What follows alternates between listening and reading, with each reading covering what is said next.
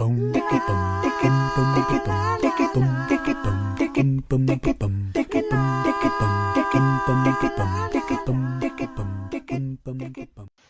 thanks for tuning in to what is going to be our 5th episode, everybody. We are the Geek Philosophers. I'm Billy, and this is Yan over here. Hello. Today we're going to be reviewing and briefly recapping a relatively new, I guess you'd call it a horror movie on Netflix. It's called The Ritual. And much like I mentioned on the last episode, we're changing our format from our first few episodes where we're just going to recap for a couple of minutes and not focus on recapping the whole works because you guys have already seen this. Now that I'm mentioning that, make sure that you take note that this next 20 minutes, half hour is going to be spoiler filled. So make sure that you've already seen The Ritual. If not, go watch it and then come back here and listen to us because you can see if you can agree or disagree with what we have to say. So essentially, just to kind of give you a brief summary on what the movie's about, there's a group of guys, 5 guys, and they lose their buddy right off the bat, and they go into a bit of a turmoil and whatnot, and then you get up to them 6 months later where they decide to go on a hiking/camping trip in Norway, I believe it is. Yep. And weird stuff starts happening, and it turns out that it's a big old weird creature, and it's kind of a la King Kong. It's kind of, what would you call it, worshipped by the locals, who are very hick-like, and essentially they become sacrifices, or that's what the intent is, for this beast in this patch of bush. In the end, patch of bush. In the end, one guy manages to get away under kind of very simple seeming circumstances, and we'll get to that in a bit. But that's the gist of the movie, is what it comes down to. Scary stuff happens in scary forests. That's exactly it. So it's, kind of a bit of a routine horror movie kind of feel to it. So right off the bat, what did you think? Give me a couple of likes here. I really liked kind of Evil Dead, those movies. This had a similar feel, I find, to me, where they're alone in the woods and there's a random cabin they run into, and that's exactly the first thing that came to mind, is a cabin in the woods, just like in Evil Dead. So I kind of enjoyed it. That isolation type of feel. And I see that you're right, that's what you always felt with Evil Dead, with the bridge being out and everything like that. And we've made no real secret about the fact that we're big Evil Dead fans. So that is a point that I kind of liked as well. Mm-hmm. Crossover with a bit of, that feeling that you had with the Blair Witch Project, where there's not much protection in a tent, is what it comes down to. It's almost like hiding under your covers as a kid, right? Where there's a chunk of nylon, is what it comes down to. So but it works. I feel a lot safer in a tent. The one thing I loved that this movie did, pretty much the entire way I was watching it, and I had my fingers crossed, I loved that it turned out to actually be a thing.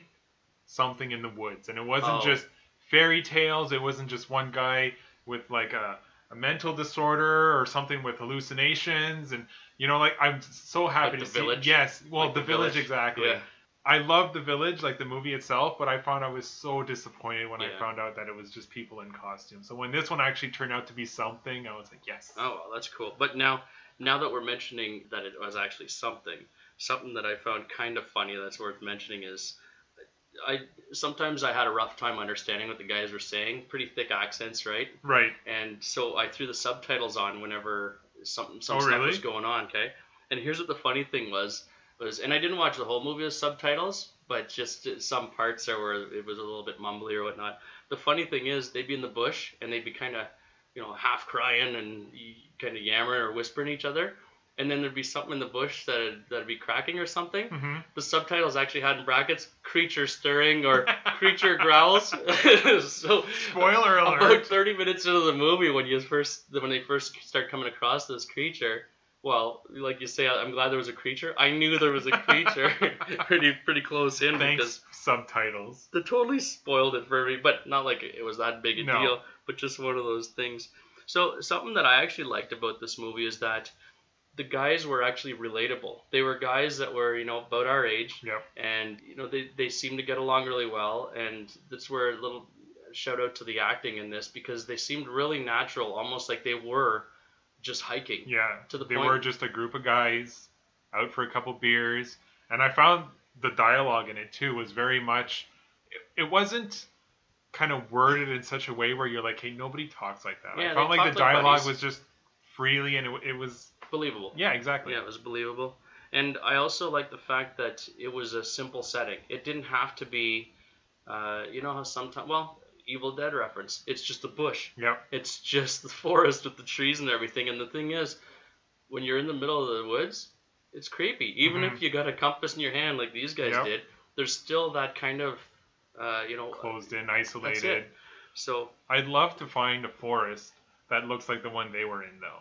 Every forest or every patch of bush I've been in, there's like knee to waist high weeds everywhere. You can't get away from them. And these guys had like a perfectly landscaped forest. It was moss and trees. yeah, and it was pretty light out. Even that's the funny thing about horror movies is when they're in the bush in the dark, is it's so lit up. Yeah. It's almost like TV bedrooms whenever they turn out the lights and it's still as bright as this There's room. There's 1,000 terawatt light bulbs somewhere. I've been in the bush, and sometimes when it's a full moon, so maybe there was a full moon pretty much when this happened. So which would explain the creature. But benefit of the doubt, yeah. That's fine. This movie actually did have some okay jump scares.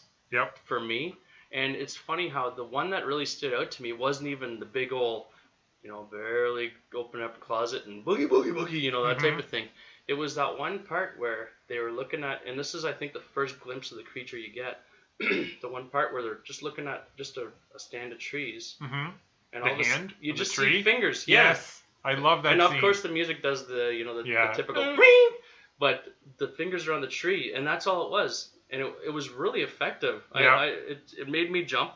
I did not a lot though, and I didn't scream. You didn't scream? No. I found that scene reminded me of, and I know you hated this movie, but Signs, where they're at the kid's birthday party, and you hear all the kids kind of screaming, and the camera's like looking out at the alley, and all you can see is like, you hear all the commotion, there's just nothing, and then you see the alien walk across. I found that's exactly what it reminded me of, because you're just looking at forest, you're like, what am I looking at? Yeah. And then you see that little hint of movement, and you see it walk away. And that's kind of the same feeling I got from that scene. Did E.T. do that for you too when he was in the corn, or not so much? I don't remember E.T. I don't think I've ever watched E.T. Really? Yeah. I guess you're pretty young. It was the big deal when I was 10. I did the ride in Universal. Not quite the same. No real jump scares on that one. He butchered my name at the end too. Oh, yeah, they always do. That's why you give a really silly name at the end. So one scene that I really liked in this was when they first go and camp in the first cabin that they go into. They go to bed, everything's all good, it's creepy as heck, and there's that weird statue upstairs. Right. Which, incidentally, while we're on the topic of that statue, that headless kind of weed statue that's made of vines, but it had I thought it was like hay or something. I don't know what it was, but it had goose feet or really? Eagle feet. It had bird feet. Oh, I didn't even notice that. Really? They focused like right on the bird feet. I thought. To me, when I saw that scene, I thought it was like human skeleton feet. No, I'm pretty sure they were bird feet, and I thought, I've never been afraid of bird feet except right now, because for some reason that really was weird. And I'm not saying it was scary. No, it was just odd. But creepy odd. Yeah, see, I totally missed that. You're gonna have to have a look, because I'm sure it was bird feet. I thought it was human skeleton feet, and because the whole form of the thing was human-like. It was human. It didn't have a head. It was holding antlers. Yeah. So that's what I thought. They just missed. They thought it was just this hay thing, but I thought, oh, there's actually a skeleton in there, and the feet are dangling. There were bird feet. I'm sure of it. Are we gonna put a toonie, or to our international viewers, that's $2. $2. So I found, now to get back to what I was saying, the scene that was actually downstairs in that cabin, where you see the main guy, I think his name is Luke, the main guy. You see him kind of, and this is something cool that I like too, but you see him, it looks like he's having a dream, and he goes and he's reliving the scene where his buddy's getting whacked at the start. The liquor store. And you see he goes out into the bush, and this is a part I really liked, is the fact that you see the store elements melded with trees. That was kind of cool. Yeah, so with, they put the mossy floor. And they do that at least 2 or 3 times in it, and especially near the end when he's running away. And I found they did a really good job of that. I'm not sure how they did it, because it didn't really look like CG to me, but they did a good job of that. Yeah, and I guess on that topic, they never kind of explain what that was. Because, I mean, they talk about the creature, they talk about, what they do with it, but they never explain, because it's anytime the creature is near, he gets those visions and he relives that past, right? And he sees the convenience store or the liquor store scene. Yeah. But why is he getting visions? And nobody else was getting visions. Well, and it's not good visions. No, because he's just reliving that one painful moment, right? So it's almost like the thing's just getting into their heads, because if you recall, the one guy's bare bum, praying to the goose god, the goose deer, the goose deer feet, and the other guy, I don't know what, Dom, I think it's the gimpy leg guy. I don't know what he was yelling. I find he looks like Bubbles from Trailer Park Boys, so I refer to him as Bubbles. So he was in his head. I forget what Hutch was doing. I don't know what he was doing. He peed his pants. He peed his pants. See, I don't know about you, but I don't do that every day. So no. the demon or creature or whatever was in their heads, so it could get in your head. So that's all it was doing, was just making him relive a crummy part of his life, probably the worst, right? I guess. Now, the part that I liked is just that scene was chaos, where he finally snaps to, and he's got the indents, almost like the claw marks in his chest, but he goes back and everyone's raving lunatic. That was a pretty intense scene. It was only a couple of minutes, but I thought that might have been my favorite scene in the whole movie. Yeah, it was very good. And it was just intense. When he kind of like snaps out of it, I'm assuming it's the creature that was there, because you see like just a quick glimpse of something tearing through the forest away from him, right? Yeah. But I guess that's what it was. It's just the creature kind of, I'm assuming that's what gave him the marks on his chest too. But must have just, I don't know what part of it though. The hands. He had 2 hands. Yeah, okay, let's talk about the creature for a bit there, okay? Because I don't know about you. So just for everyone's reference, I already mentioned toonies in this one, but so we're Canadian, and many will say that the beaver is our our country's animal, but the moose could be argued as being our mascot. Yeah. I found the bad guy looking a little too much like a moose. He kind of had a moose body with like human arm antlers. But he had like tusks, a human face. He had like a Jawa face too. Like he had like a hood with little golden eyes. But human arms. The only thing that I think the big old weird elk antlers were supposed to be the creepiest part on him, but I found they were just kind of more funny. He looked like a big old jackalope more than anything. You know what? And they kind of mentioned this at the end of the movie when they're in the one little camp there with the other people. But they mentioned that it's a god, and it's one of Loki's kids. And, the girl says, she's like, we don't talk about it. I immediately started thinking, oh my god, is this Sleipnir? Sleipnir? Sleipnir? Do you know who that is? I have no idea. No? Do tell. So in Norse mythology, Loki, obviously the trickster god. Yeah. I thought you meant the guy from Avengers. No. Well, okay. It's him. It's the same guy? Yeah, he's the god, Norse god. Oh, okay. Well, him and Thor, right? Thor is a Norse god, too. Yeah, but superhero gods? Okay, anyways, go ahead. So, in Norse mythology, Loki's the trickster god. And he's the father of many creatures of Norse mythology, including Fenrir, which is the great big wolf. I forget what the name is, but there's a giant sea serpent. And he's also the mother of Sleipnir. Okay. You ask how he's the mother, you say. He's... I don't know the details of it, but apparently there's one of the guys in Asgard that has this really awesome stallion, and he was going on and on about his awesome stallion, so Loki turned himself into a female horse, or mare, got himself impregnated by this stallion, and then gave birth to Sleipnir, which is the 8-legged horse that Odin rides. Yeah. Well, so that's exactly what I was thinking. I was like, oh, it's the child of Loki that we don't speak of. Well, I guess he had 4 moose legs and 2 human arms, so that's 6 of those 8 legs. And then the antlers must have moved too. I don't know. I don't know. That's a bit of a stretch. So, did you find the one? I think the only creepy part of this creature that I found was the weird human arm tusks. That's the only part that I found that was. The rest of it, I was like, you know what it reminded me of is, when you finally see the bad guy in Insidious, and you're like, start them all. Yeah, pretty much, yeah. And then you kind of have a chuckle and go, that's it. It just reminded me of that, where I could see where they kind of made it dark and creepy and everything, but... Well, he had bones sticking out of his neck. Bones. Everyone got bones. Just feel back there, there's bones. So, fun fact is that, and I just caught this on a whim as I was just seeing the opening credits and whatnot, I saw that Andy Serkis is actually a producer on this movie. and he's actually got a production company, which, as you can imagine, motion capture is what their big thing is, right? So I just found it kind of funny because we've reviewed Black Panther that had Andy Serkis in it.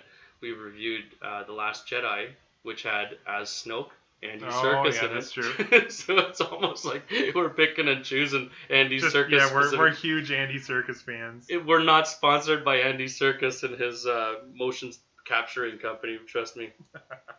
The funny thing is, earlier you had mentioned you'd never seen a patch of bush or forest that is this clean.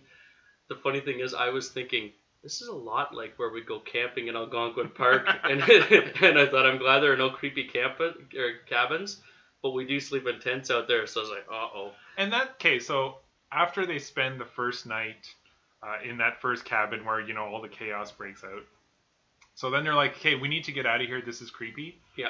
They're walking away, and obviously they go in the wrong direction, and they get caught again, so it's dark. And they're all scared, and they're hearing weird stuff in the forest.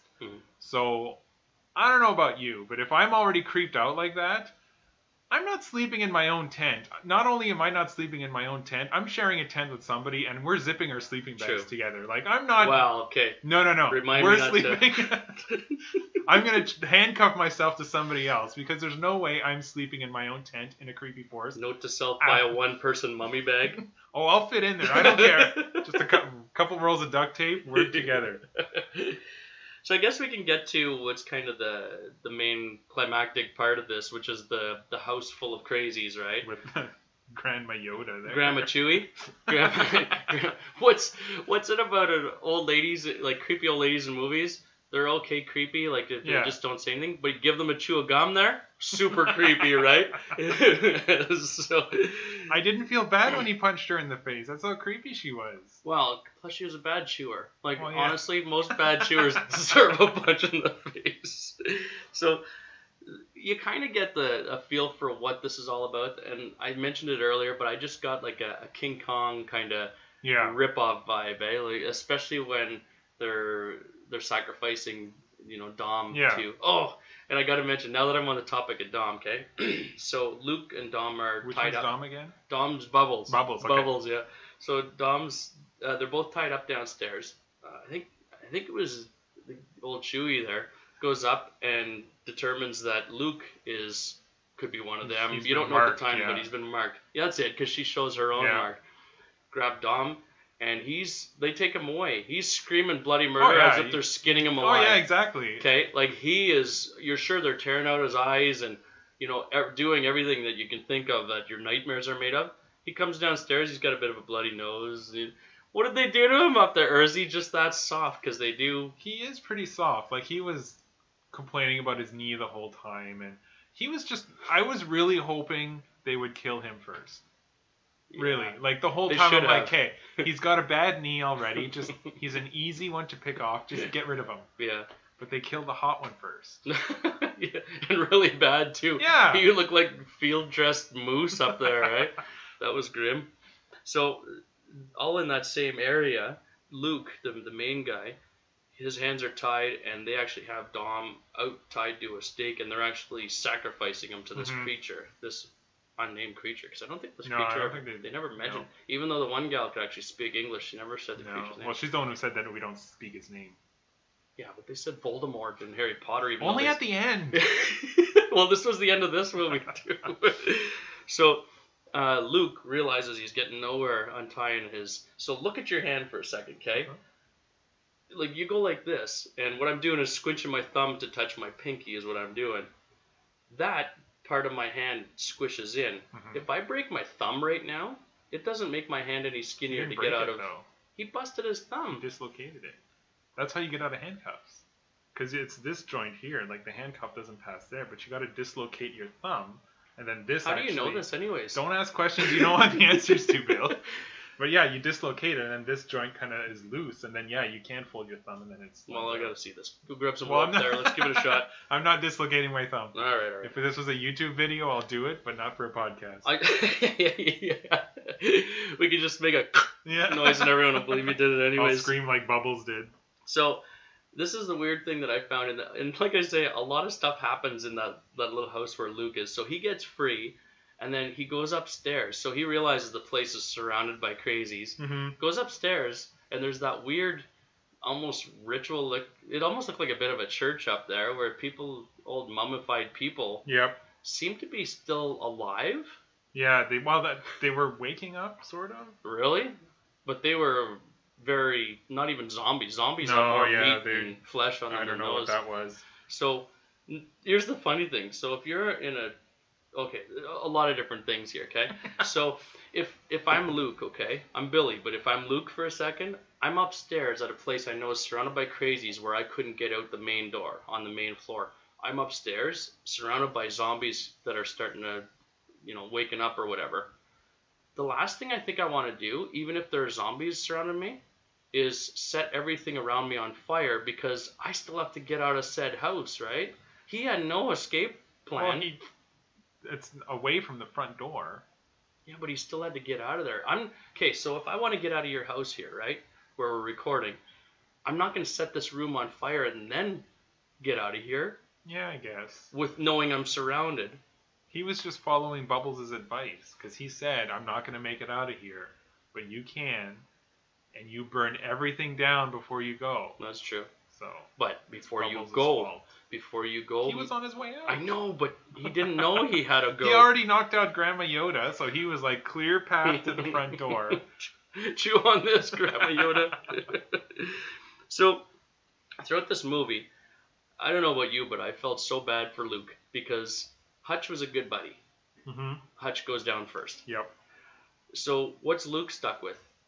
He's still guilt-ridden about his first buddy that got whacked in the store, and he's got Gimpy Bubbles, and he's got the other guy who, after that first cabin scene, he was just completely out to lunch. Yeah. The other guy, I forget what his name was. His name was Phil. Yeah, he was just completely out to lunch. So Hutch gets whacked. So yeah, we feel bad about Hutch. You know what?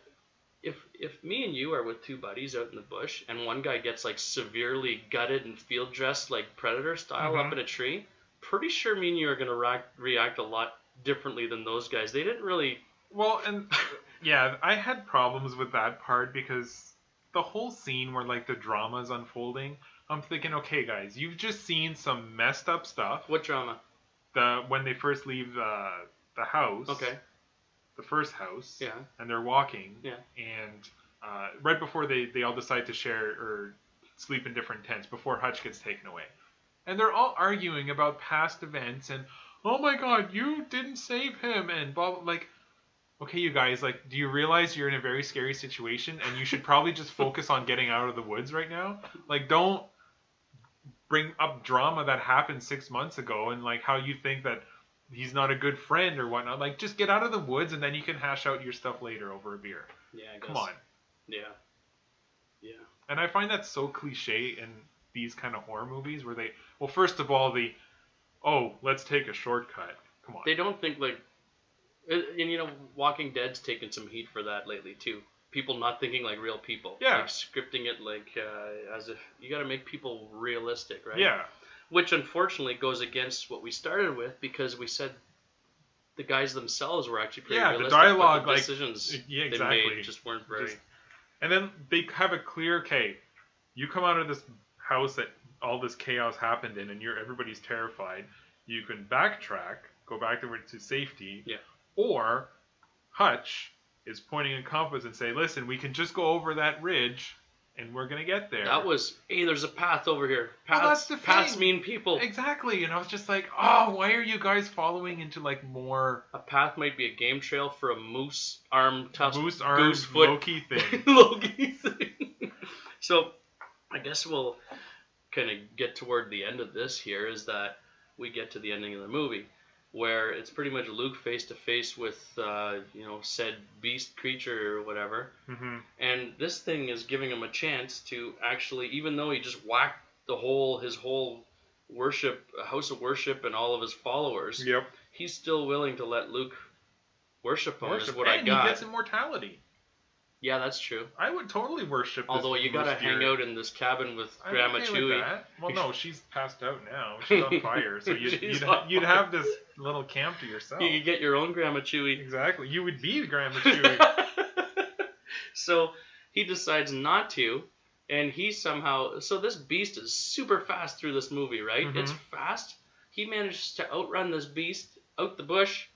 And the beast is somehow confined, so it's its little honey hole there. Yeah. And that tree line is like a magic barrier. That's its palace of solitude. I thought the exact same thing. I'm like, hey, these guys have been walking for days and days. How come they get to this camp, and this camp is literally 50 feet from the edge of the forest? Yeah.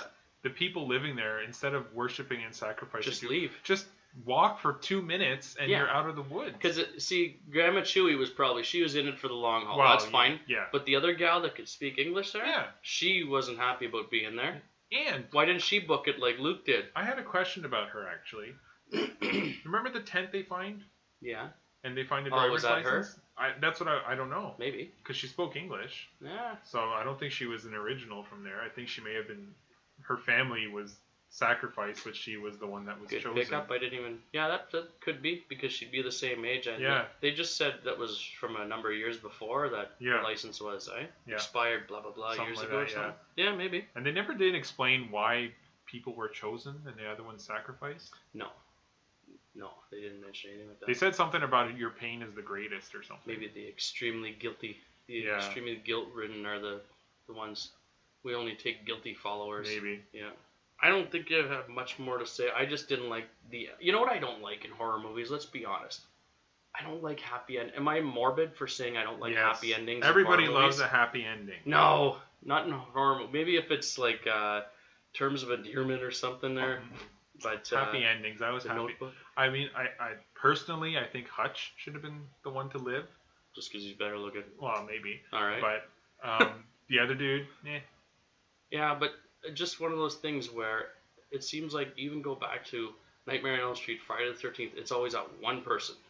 The main person always seems to get away. Somebody needs to tell the story. That's true. We would have never found out about this. They would have never told the producers and Andy Serkis. Watch Open Water? They would have told Andy Serkis about it. You ever watch Open Water? No. See, that was a story about... Okay, spoiler alert if anybody hasn't seen Open Water, but two scuba divers that are on vacation, they scuba dive, and then the boat takes off without them, they get stuck there. Mm-hmm.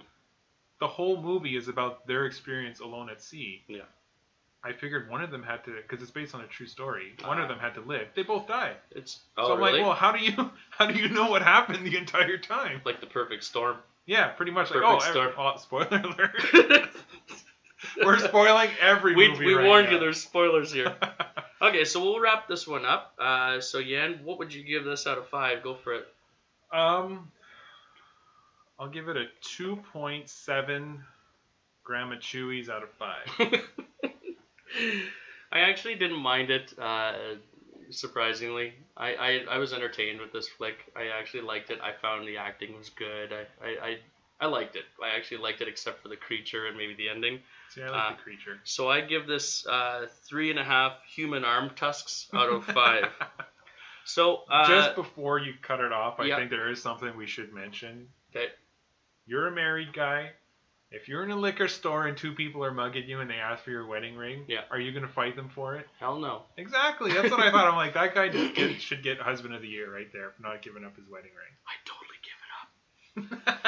All right, so we'll wrap this one up. And folks, don't forget that we're the Geek Philosophers. That's philosopher with an F. We are now on Facebook. We're on Twitter. And please, by all means, follow us and join up with us and comment. Heck, comment as much as you can because we'd like to make this as good as possible for you guys. Let us know what we're doing right, wrong. If you'd like to hear some TV shows, movies reviewed and recapped and discussed in the future, by all means. We're just a couple of regular average schmoes, so don't be afraid to reach out to us. Thanks, and we'll talk to you at episode 6. Boom, boom, boom, boom, boom, boom, boom, boom, boom, boom, boom, boom, boom, boom,